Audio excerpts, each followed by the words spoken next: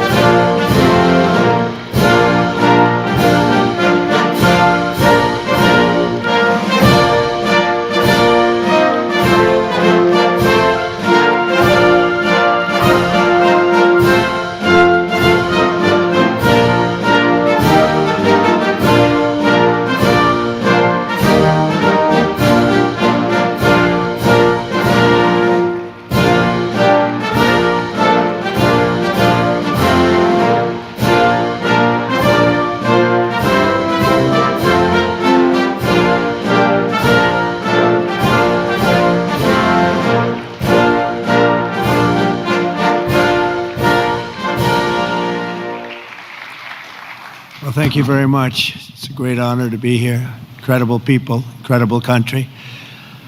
I'm thrilled to be back with so many visionary innovators and titans of industry, the most brilliant in the world, actually. So many different locations, and they come from all over, but this is a very special country that I'm in, and the business leaders here at APEC are really fantastic. So many friends, and I want to thank our host at this important summit, President Lee of South Korea. He's a terrific person, and I'm going to be meeting with him this afternoon, and I look forward to that very much. The Republic of Korea is a cherished American friend and a close ally, and as we can see in this beautiful city, it's truly one of the most remarkable nations anywhere on earth. Here in this peninsula, the people of South Korea have forged a miracle of economic development like you rarely see, an industrial and technological powerhouse, and above all, a free society and enduring democracy and a thriving civilization. And I want to congratulate you. There's very few places like it. The entire world should be inspired by all that you have achieved, and they study you, and they do so much to understand what you've done, but most of them don't get it. And that's probably good for you. Keep it this way. Most of them don't get it. They want to get it, but it doesn't quite work out for them the same way it works out for you. So that's a great tribute to you. We have some very special people with us today, and I want to thank for the great job he's done, and also for being here, Secretary of State Marco Rubio. Marco, you're around here someplace. Where's Marco? Marco, thank you. Man who's doing a fantastic job, who understands the markets maybe better than anybody. Our Treasury Secretary, Scott Bessent. Scott, thank you very much. And somebody that you're dealing with, who you made a very good deal with, because you have very good negotiators, but he's pretty good too. Howard Lutnick, Secretary of Commerce. Thank you, Howard. U.S. Trade Representative, Ambassador Jameson Greer is a fantastic person. And your career's Minister of Trade, Industry, and Resources, Mr. Jung Kwon Kim, who's an incredible man, actually. My people say he's very tough, however. We wish we had somebody of a little bit lesser caliber, but they decided not to do that. And so many other distinguished guests are here, so I just want to thank you very much. It's an incredible room. It's a beautiful room, by the way. All those beautiful people up there, so high up. This place is packed. Thank you. Look at it, we're waving. Thank you very much. But as you know, APEC unites Pacific nations around our growing economies and promoting our shared interests, and today I come with exciting news from one of the largest Pacific nations. We'll call ourselves a Pacific nation, but one of the largest of them all, the United States of America. I'm pleased to report to you that this afternoon, after 4 years of weakness, disaster, really decline, America is back, and it's back stronger than ever before. We're doing numbers that nobody's ever seen before. We're the hottest country in the world, actually, and I say that with other countries represented, and they admit it. But I do say it very proudly. 1 year ago, our country was in very, very serious trouble. Some people thought our country was dead. Now we're literally sort of an inspiration to a lot of other countries. We are indeed, I use the term hottest country, but we're the hottest country anywhere in the world by far. The United States is blessed with right now, the strongest economy, the strongest borders. This all happened over the last 9 months. The strongest military, the strongest friendships, and the strongest spirit of any nation on the face of the earth. This is a golden age in a short period of time. I knew we could do it. I didn't know we were going to do it this quickly. It's a little bit more than 9 months. So in less than 1 year, we've secured commitments for over $18 trillion of new investments. As an example, the previous administration, in 4 years, they did less than $1 trillion. I think much less, actually, and hurt our country very badly. Who would have known?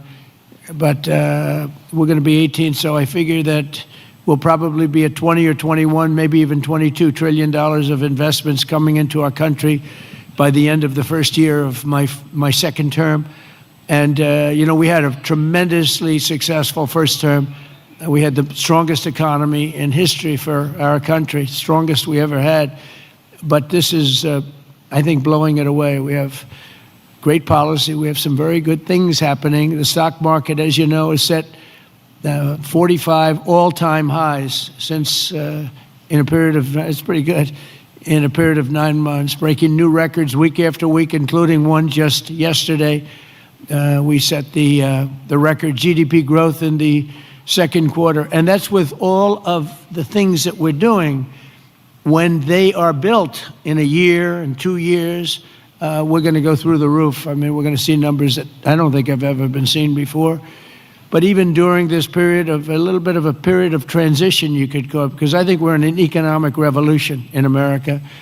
We went at 3.8%. We're up 3.8%. GDP, triple and even quadruple the rate that a lot of people thought we'd be. They thought that during this period that we'd be at a much lower rate. Some people predicted 1.5, and we're going to be very close to 4. The next quarter, we're expected to be at about 4% growth. And after that, I mean, I can't even predict, because when all of these factories that are moving in, the car plants are moving in. Yesterday I was with Mr. Toyota in Japan, and he's just announced he's going to spend, they are going to spend $10 billion, and they're going to build new car plants, and they're going to build them in numerous states, about 6 or 7 different states. And we're bringing our car industry back. We're bringing AI. We're leading everybody in AI. We're leading every nation in AI by a lot. In 9 months, we've lifted over 600,000 Americans off food stamps. Wages for workers are rising at the fastest pace in more than 60 years. And meanwhile, energy prices are down. Gasoline prices are down. Grocery prices are down. Mortgage rates are down, despite the fact that we have an incompetent head of the Fed. He's incompetent. I call him Jerome Too Late. He's always too late. Jerome Too Late Powell. But he's out of there in another couple of months. We'll be very happy about that. We'll appoint somebody that we all like, because we should have the lowest interest rates of any country, because without us, there are no other countries, really. I mean, the whole thing falls apart. You know, America always had the lowest interest rates, and now we don't do that. We're like number 28. It's ridiculous. And we're a much different country than we were 2 years ago, or a year ago even. But you know what the crazy thing is? In the old days, I call it the old days.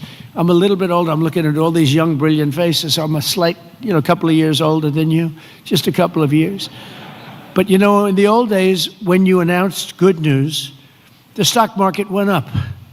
You announced good news, the stock market would go up.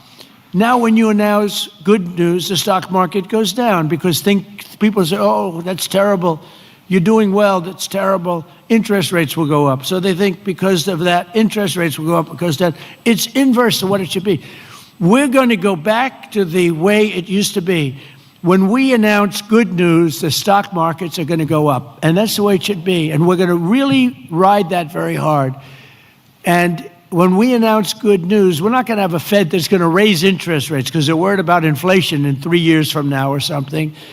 When we announce good news, we want the stock market to go up, not to go down.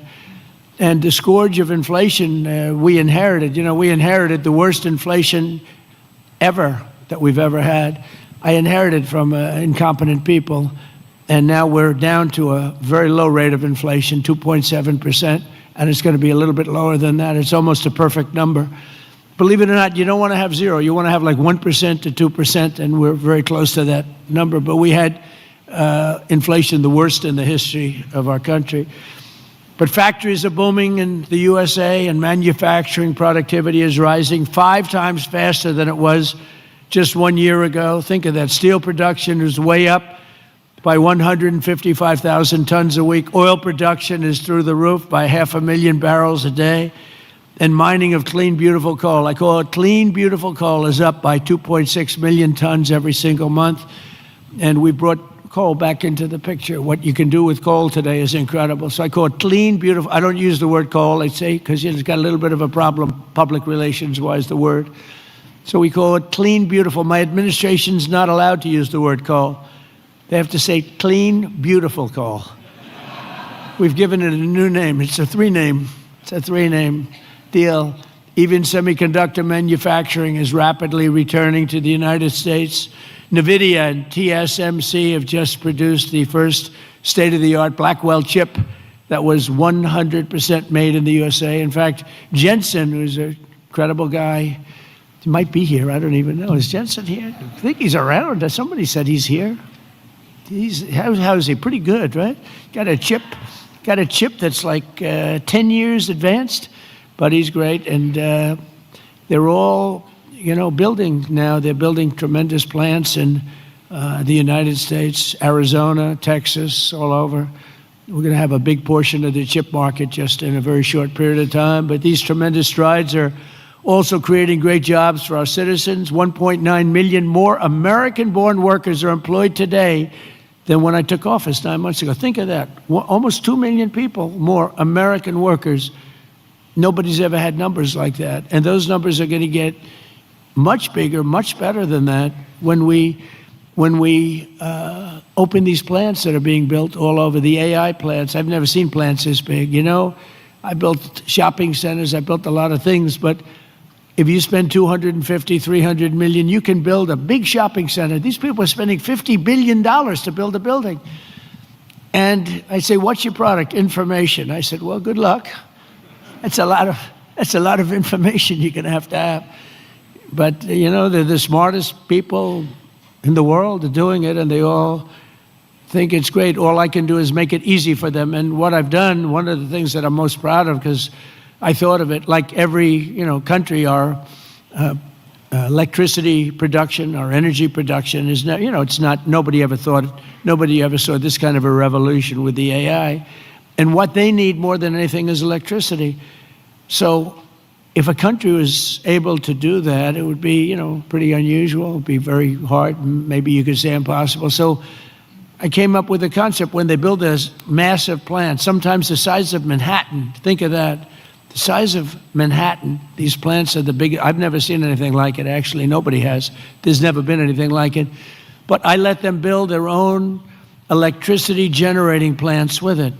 So they're building their own electric. They're sort of becoming an electric producing company in addition to all of the other things that they produce, including information. And what they're able to do is start immediately. We're giving them very fast permits. We're no longer having them wait for 10 years, 12 years, 15 years prior to rejection. They'd go 15 years and then they'd get a vote, a rejection.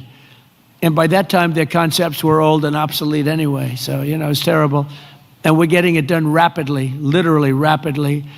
And they're coming up with electric generating plants, the likes of which nobody has seen. The companies are standard companies that do electricity and create power companies. They've never seen anything like it because we have a level of genius, a level of people that are designing things that nobody's ever seen before that produces vast amounts of electricity for their plant. And if they have extra electricity, they sell it back into the grid.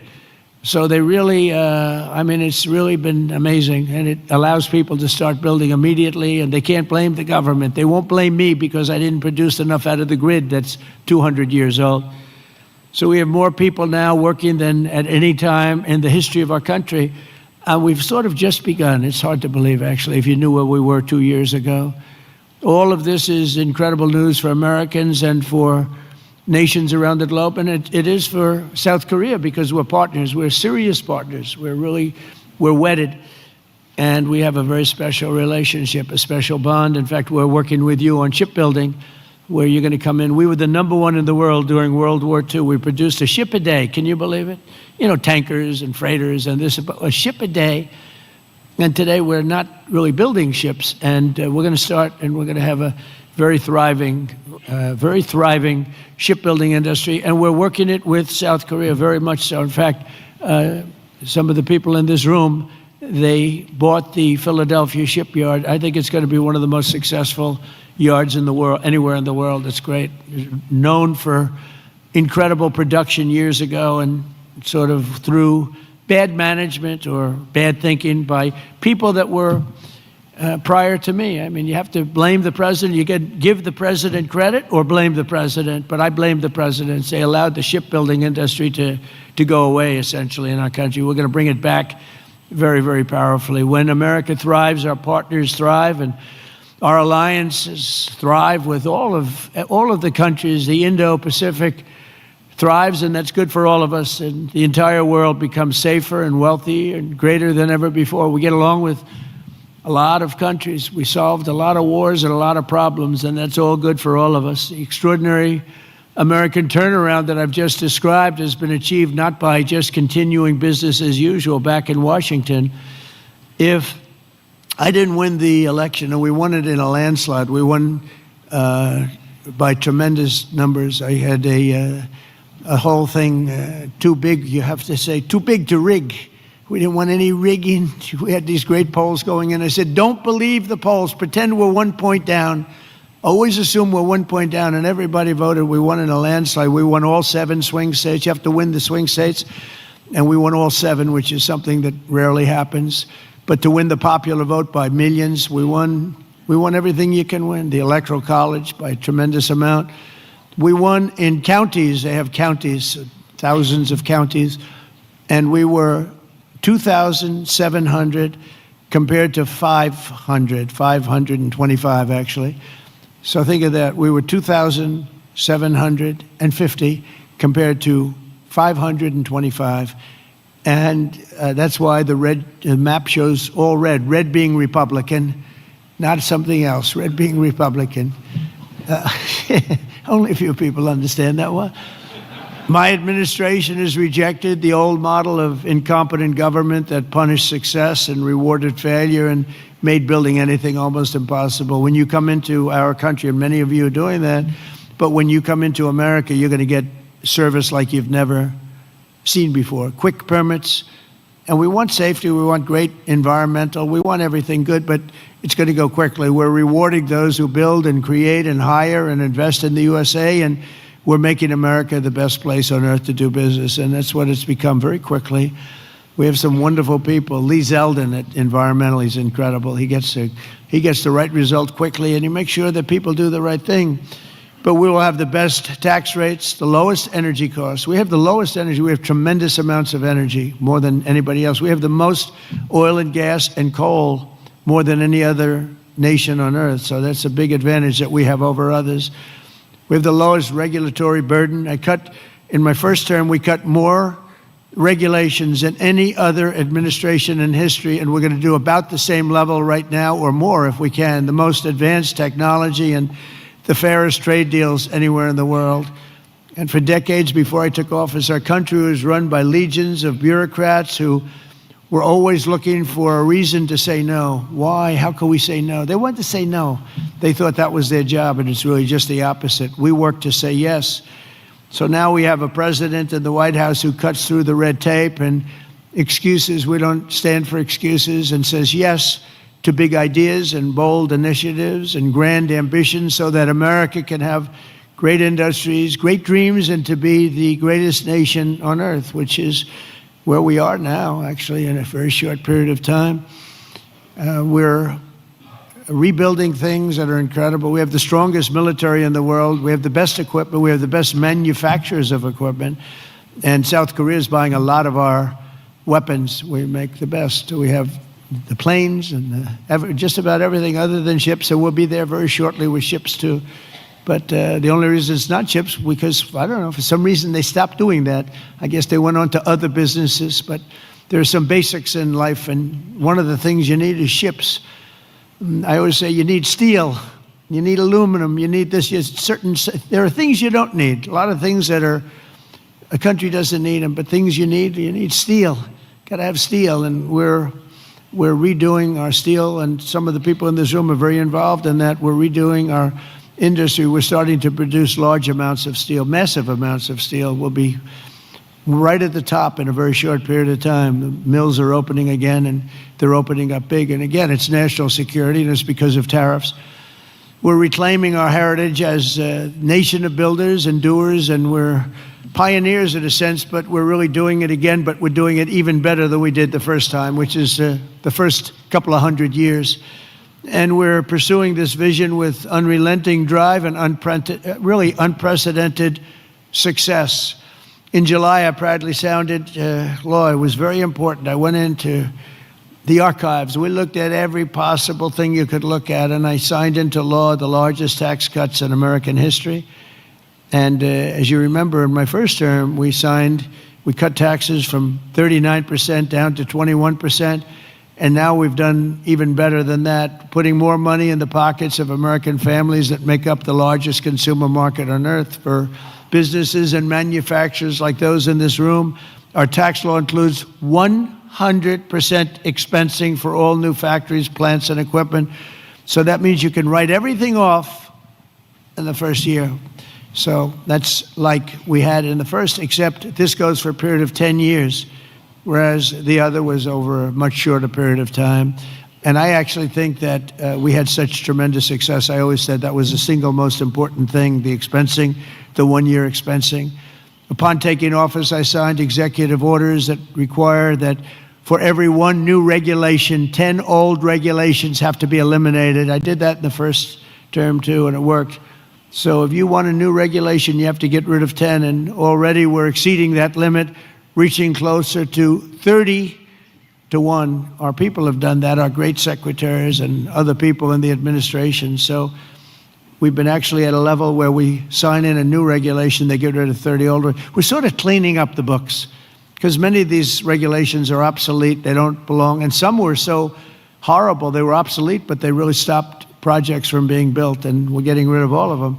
We've pretty much done that. We have streamlined permitting for all new energy and mining projects. It used to take decades for an administration to get something approved, and now it's a process that will take, generally speaking, less than 28 days.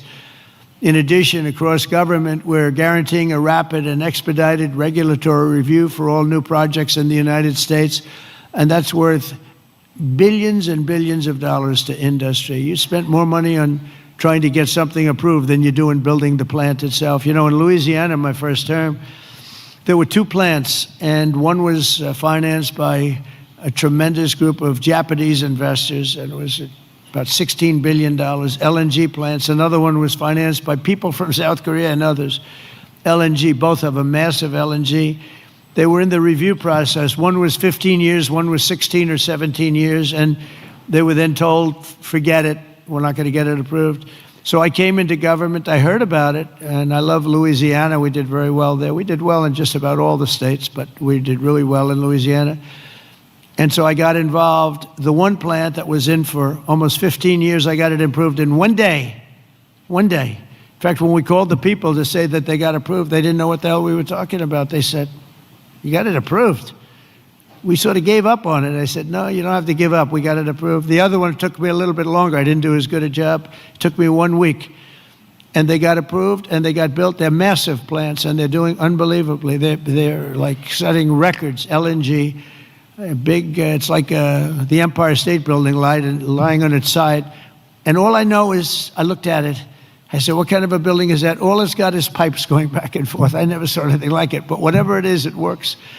And they've been very, very successful. But think of it, 14 and 15 years, and I got one approved in 1 day and one approved in 1 week, and they've been doing great, and they've been good for the environment. I've shrunk the size of government for the first time in many years since January.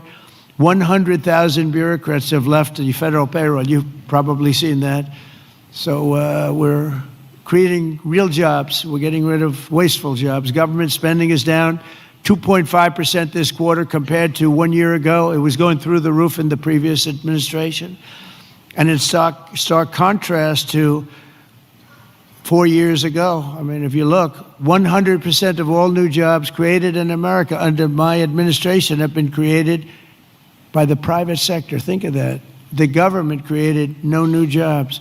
The private sector created the record number of jobs that we're talking about. That's a country. That's really a success. It's easy to create government jobs. I could say, add a lot of people to your payrolls. I can fake up the numbers if I want, but that's not the way you build a great country. You don't do that here, and that's not the way. But it's a good way to show good numbers, I'll tell you. You just tell everybody, hire a lot of people. That's what they used to do under the Biden administration, under Barack Hussein Obama. You had, they'd say, hire a lot of people so we can make our numbers look good. I do the opposite. And we have real numbers. These are real numbers. There's truly no better time to invest in the USA. The results speak for themselves. Since the election, TSMC has pledged to invest $100 billion in the United States. So they're coming in from Taiwan. We have tremendous numbers of companies coming from Taiwan and building in the U.S. Apple, $600 billion investment. Hyundai, $26 billion. Micron, $200 billion. SoftBank, OpenAI, and Oracle, over $500 billion. Amazon, $35 billion. Pfizer, $70 billion. Jera, $200 billion. Google, $25 billion. NVIDIA, $500 billion. Genentech, $50 billion. Johnson & Johnson, $57. We're bringing back all of our pharmaceutical business. IBM, $150 billion. AstraZeneca, $50 billion, among many others, many others, too many to talk about. But one of the most significant factors in this remarkable surge of new investment has been my transformation of trade policy. 8 years ago, I came to this very summit. I was here. Does anybody remember? I don't know. I remember. Does anybody remember what I said? Yeah, there's a few hands up there. It must have been a great speech. 3 people. It's not too many people.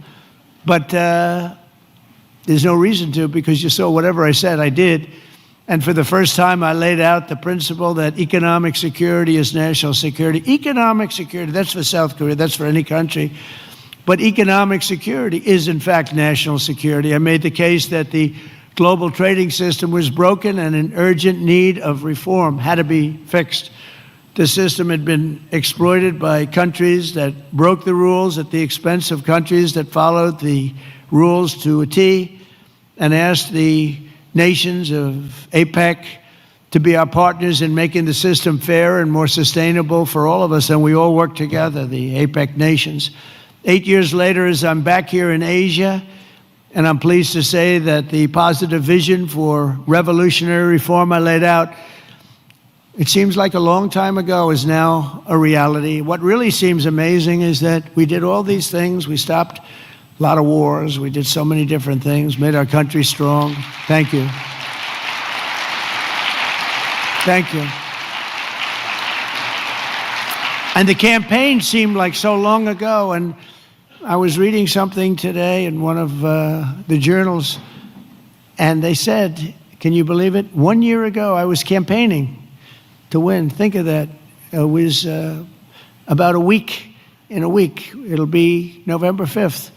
And November 5th was the election. I said, can you imagine that? Here I am, president. We've done so many different things economically, militarily, peace-wise, peace through strength. And yet, 1 year ago, it's not long ago, I was campaigning. We didn't win. We were campaigning, and then we had the election, and we had a great election. And the spirit in our country is like incredible if you compare that. We lost a lot of spirit in our country. Our country is depressed. They were very depressed, and they had a right to be. But around the world, we're signing one trade deal after another to balance our relationships on the basis of reciprocity. Very important word. On this trip alone, I've signed groundbreaking agreements with Malaysia, Cambodia, Japan, and Our deal with the Republic of Korea will be finalized very soon, like moments or very shortly thereafter. These agreements will be incredible victories for all of us because everyone is better off when we have stable partnerships, not plagued by chronic problems and imbalances. Probably you know that President Xi of China is coming tomorrow here, and we're going to be, I hope, making a deal. I think we're going to have a deal. I think it'll be a good deal for both. And that's really a great result. That's better than fighting and going through all sorts of problems and, no reason for it. I think it's going to be a great deal for both, so I'll be meeting him tomorrow. A lot of people are interested.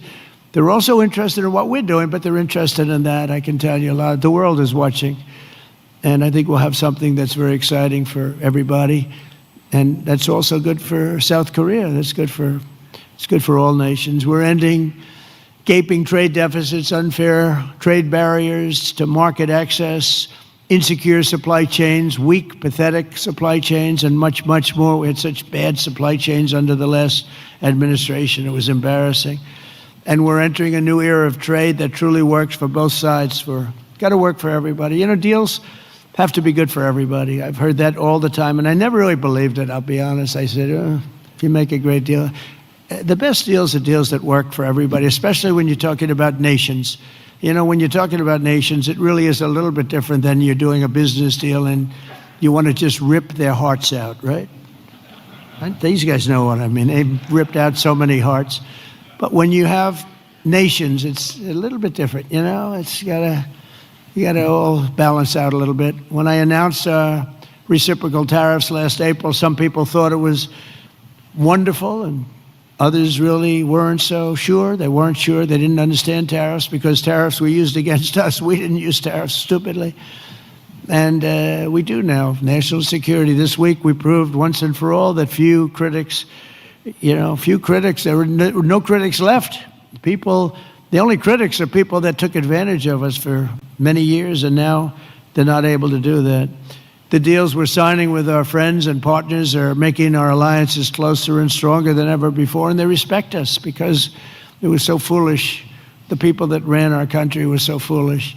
With these agreements, our nations will extend our vital security alliances into the realm of economic security for the first time ever. We're forging new partnerships on strategically important industries like shipbuilding, energy, semiconductors, critical minerals, and, very important pharmaceuticals. We learned that during COVID. We had to rely on other countries to give us pharmaceuticals. You can't do that. Certain industries you want to have there. You want to have your medicines made ideally in your own country. Many of our agreements also include deepening collaboration of industries of the future, such as nuclear, quantum, artificial intelligence, where America is number one by a lot. Actually, we're really number one by a lot. We're number one in military consequence. We're number one in military in the quality of the weapons. That's why everyone wants to buy for us. I'll tell you what we have a long lead on is submarines, nuclear submarines. We are so far advanced that by perhaps 20, 25 years. We're 25 years ahead of any competition. And not only are the tariffs strengthening our alliances, they're also bringing peace to the world. On Sunday in Malaysia, we signed the Kuala Lumpur Peace Accords, ending forever the war between Cambodia and Thailand. Thank you. Thank you. It's interesting. We were making trade deals with Cambodia and with Thailand, and I sort of watch what I do. I don't go to the beach and sleep all day. I like to watch. And I see Cambodia, Thailand, among many other nations. And this is true for numerous other deals too. But I see Cambodia, Thailand, and I read a front page story about the fact that there were thousands of dead people along the border. And they fought for a long time. And I said, wait a minute, we're making deals and they're starting a war? They were just starting, and it was vicious. Thousands of people were killed along the border, their two borders. And I said, let's call the head. I didn't know the heads of either one. I called them. They were both great people and sort of reasonable. I said, listen, you want a trade deal? We're not going to make a deal with you if you're going to be in war. Then I called Cambodia. I called Thailand. I called Cambodia, back and forth.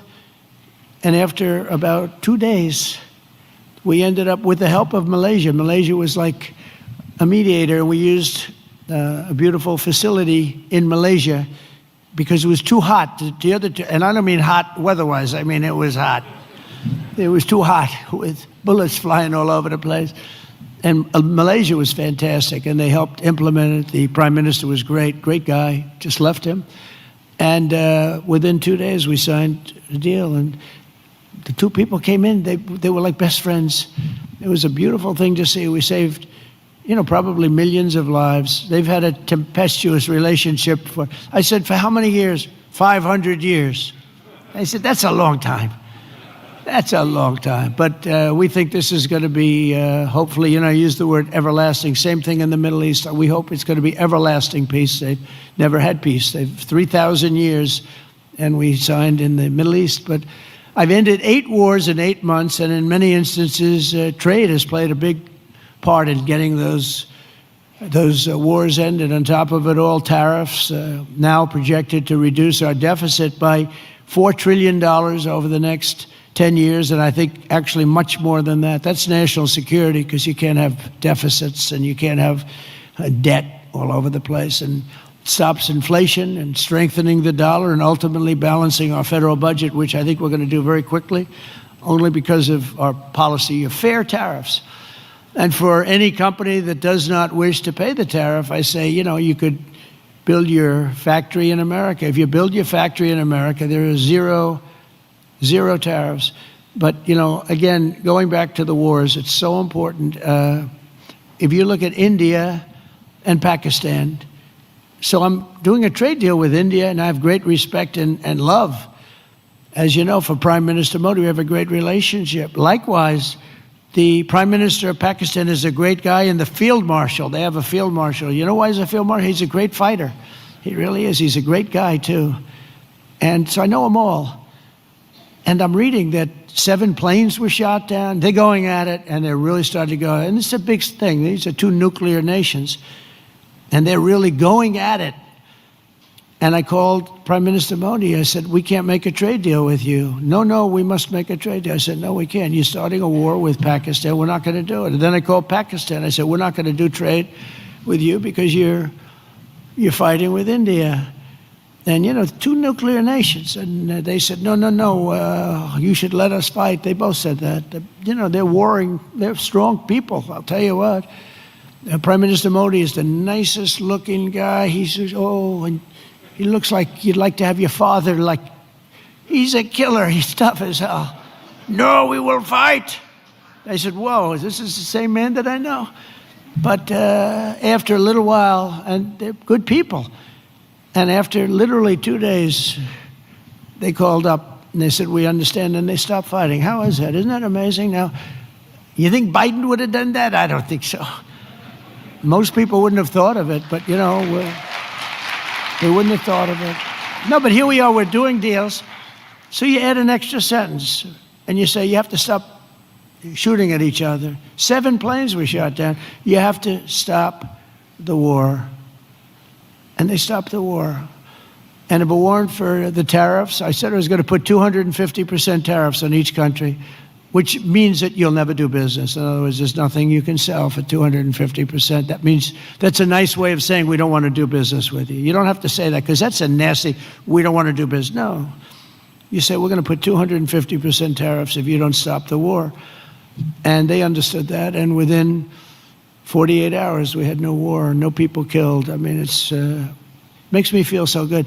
It's we saved millions and millions of lives with all of them. Azerbaijan. If you look at, just take a look at that one. That was going on for, I think, 38 years, right? And President Putin called me. He said, "It's amazing. It's amazing. We couldn't get that war stopped. 38 years it went on."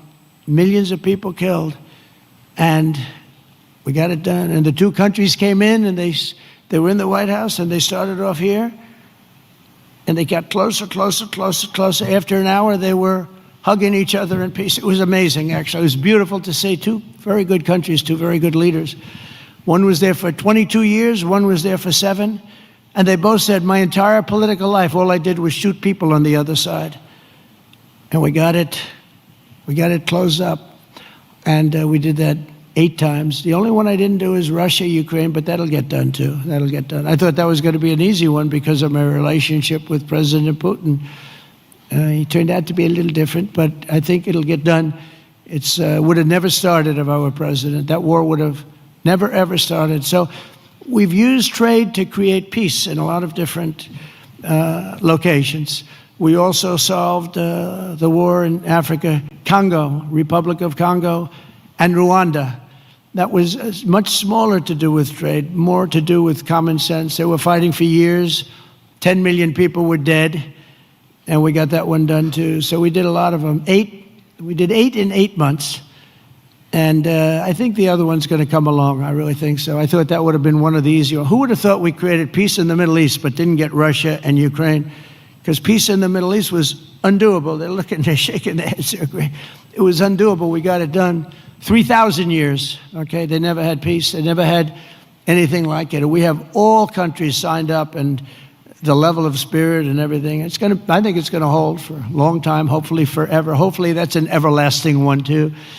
So in conclusion, at some point in your careers, every great business person and CEO in this room today has faced critics who said reform, innovation, and bold action would only lead to a total disaster, but none of us would be here if we had listened to the small minds with no vision. These are small minds with no vision. They had no understanding of success. They had no understanding of life and death.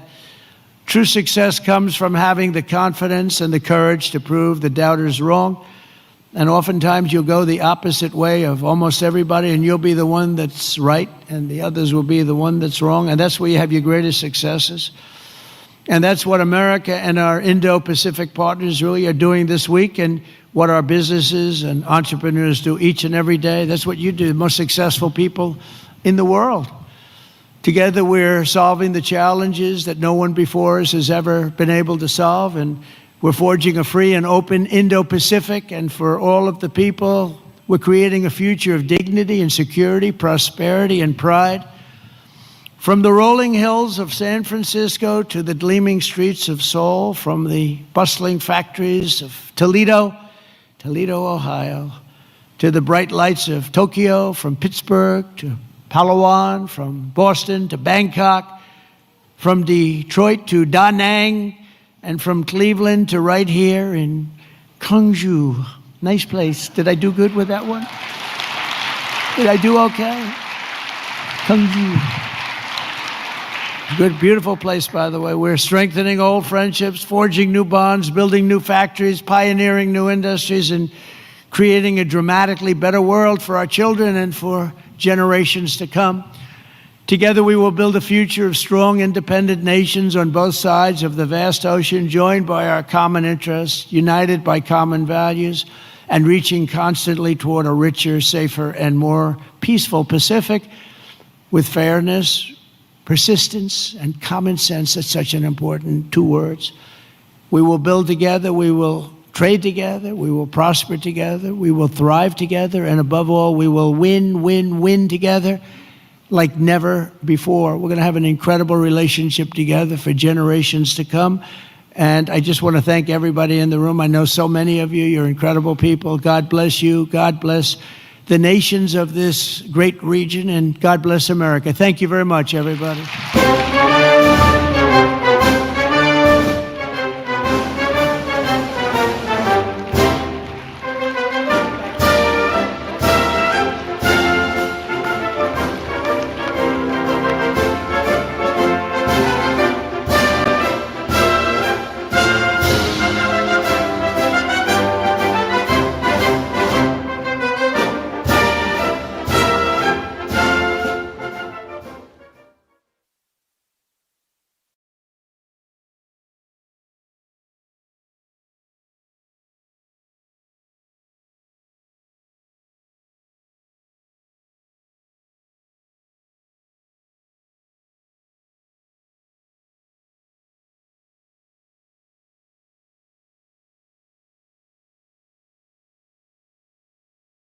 6년 전 한반도 평화를 위한 대화의 물꼬를 터주신 트럼프 대통령의 업적을 드리면서 앞으로 한반도에 가져다 주신 평화와 번영에 미리 감사하는 마음으로 이 훈장을 드립니다.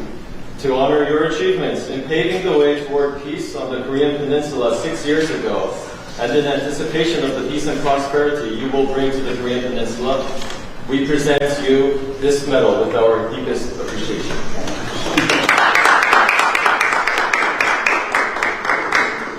Thank you very much. Wow. It's as beautiful as it could possibly be. 정말 아름답습니다. I always cherish it. 항상 소중히 생각하겠습니다. 대한민국 국민들이 우리 대통령님께 특별한 감사의 마음을 담아서 드리는 것입니다. The people of Korea are awarding you with this medal with their deep appreciation. Thank you very much. It's a great honor. We're going to keep it very good. Korea is very special. We have a very great relationship, and it will continue and only get stronger. Thank you very much. 대단히 감사합니다. 소중히 간직하겠습니다. 한국과 미국은 아주 강력한 동맹관계이고 앞으로도 이것을 통해서 더욱더 아주 굳건한 동맹관계가 지속될 것으로 생각합니다. That is really beautiful. I'd like to wear it right now. 걸고 싶은데요. Thank you so much. We'll cherish it. Thank you very much, everybody. Appreciate it. 소중히 간직하겠습니다. 대단히 감사합니다. 다음은 이재명 대통령께서 트럼프 대통령을 위해 준비하신 선물입니다. Next is a gift from President Lee Jae-myung to President Trump. 한반도를 최초로 통일한 고대왕국 신라의 대표적인 인물 천마총 금관입니다. This is the Cheonmacheong gold crown, which is a key artifact that represents the Silla dynasty, the first Korean kingdom to unite the Korean Peninsula. 천마총 금관은 현존하는 신라의 금관 6점 중에 가장 화려하고 큰 금관입니다. This gold crown is the largest and most extravagant of the 6 existing gold crowns from the Silla period. 천마총 금관은 하늘의 권위, 지상의 통치를 연결하는 신성한 그리고 지도자의 강력한 리더십과 권위를 승진합니다. The Cheonmacheong gold crown symbolizes the divine connection between the authority of the heavens and sovereignty on earth, as well as the strong leadership and authority of a leader. 경주를 국빈으로 차리신 우리 트럼프 대통령님께 한반도에 처음으로 평화를 가져온 신라의 정신과 함께 한미 동맹의 붉은기를 상징하는 이 금관을 선물로 준비하였습니다. We present this gold crown to you on this joyous occasion of your state visit to Gyeongju, because it symbolizes the spirit of Silla, which brought peace to the Korean Peninsula for the first time, and the opening of the golden age of the Korea-US alliance.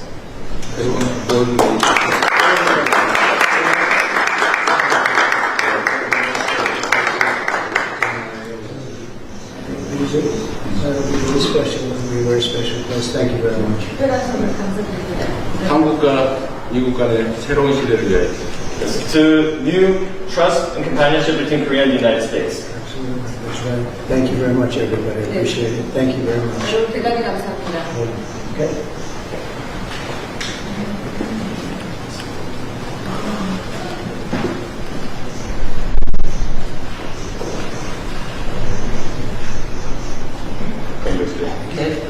대단님께 이동하겠습니다.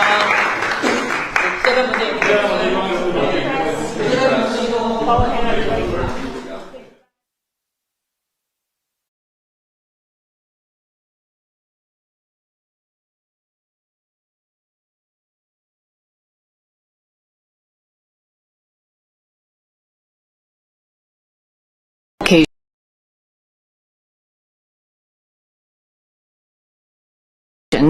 And you are indeed one and only foreign head of state who has made 2 state visits to the Republic of Korea. And it is the first time that you are the first U.S. president that has been conferred the Grand Order of Mugunghwa by Korea. So indeed, our meeting is very meaningful. And what is also significant and impressive is that it's been 9 months since your inauguration, and around the world, in 8 conflict zones, you brought peace. So you are indeed a peacemaker. So it's almost once a month. So many people have been killed and so many damages were done, but you have been successful in bringing peace to many parts of the world. And I hope that your peacemaking skills can be applied to the Korean Peninsula so that we can bring peace on the Korean Peninsula as well. And if that happens, I believe that you will be recognized forever in the history of humanity. And also this will be indeed welcomed by Korean people, because bringing permanent peace on the Korean Peninsula has been a long desired goal for our country. And as I mentioned many times, you have wonderful capabilities and skills as a peacemaker, and if you can help us and if you can establish peace on the Korean Peninsula, then we will support you so that you can become a peacemaker on the Korean Peninsula as well. Chairman Kim, I hope, will see your true heart and intention. This time, your meeting with Chairman Kim did not happen, but I am very happy that you are willing and open to having a dialogue with Chairman Kim, and the posture itself is a lot for us. And so far, Chairman Kim has not really accepted your good intention and your gesture, so this time it did not happen. But I believe that we've been planting good seeds for a better future, and I hope that your gestures and your words will serve as an opportunity to further open up opportunities for better relations, and we will continue to support your endeavor. As you may know very well, on the Korean Peninsula, a war is going on, technically speaking. So the two Koreas are at war, technically, but with the help of the U.S. and the international community, we have been able to grow our economy and advance our country. And going forward, our bilateral relations are going to focus on modernizing our alliance so that our alliance can become more comprehensive and strategic. Korea has decided to increase our national budget for defense, so military spending and the defense budget will be expanded to further strengthen our military capabilities. As you may know very well, the current defense budget of the Republic of Korea is about 1.4 times of the total GDP of the DPRK. So our budget, our military spending is quite significant, and we're ranked number 5 in terms of our military spending. So already it's quite a lot of money. However, I know that it is important to continue to lessen your burden, military and defense burden for us. So we will continue to increase our military spending. Furthermore, I'd like to mention a few things. When I met with you last time, I didn't have a chance to explain in further detail, so there may be some misunderstanding. But when it comes to submarines powered by nuclear energy, I hope that you will support so that we can get supplied of nuclear fuels for submarines. We're not aiming for nuclear-armed submarines, but rather conventionally armed submarines powered by nuclear energy. Because our conventional submarines have limited capabilities, they cannot really effectively monitor and counter any undersea activities from other countries. So if you allow and support the supply of nuclear energy and nuclear fuel for submarines, then we will be assisting building submarines and military vessels. And if we are equipped with nuclear-powered submarines, we can help your activities around this region by providing the patrol and other activities. I understand that you have already expressed support for reprocessing of spent fuel and enrichment of uranium. And if you facilitate the working level consultations between our two countries regarding that, we will be able to achieve good results. And you are now working to make America greater again. And I can see that there has been a lot of achievements. And last night I checked that your stock indexes have hit another record high. So you are indeed making America great again. And so against this backdrop, Korean companies will continue to invest in the U.S., and we will continue to support your endeavor in revitalizing your manufacturing sectors, and shipbuilding sector cooperation will also continue because this will benefit the Korean economy as well, and it will benefit the U.S. economy. And all these efforts will further advance and strengthen our bilateral alliance and relations. We have 50 million people in Korea, and along with our Korean people, once again, I welcome you to the Republic of Korea, and I hope that we will continue to work together for better Korea, for better U.S., and also for better bilateral alliance. Welcome once again. Thank you very much. Well, I'd like to thank you very much, and I want to thank all of your people, many of whom I know, and we've been dealing. They're very tough negotiators, and that's the way it should be. And I will say that we're working together. There's a great love between our communities, between our people, between leadership, and we're all friends. I know you showed me a picture from a long time ago of you and I, and you're looking better now than you did then. That was quite a while ago, so you're doing something well. But I will say this, that the Korean Peninsula, and I know you are officially at war, but we will see what we can do to get that all straightened out. We've been very lucky. I've been very fortunate to be able to solve a lot of problems in the world. I didn't even know there were so many problems. There were countries that nobody knew that they were even fighting, and yet they were killing millions and millions of people. And we got them, with the exception of one, which I think we're going to get straightened out, Russia, Ukraine. But we got them all done, all finished.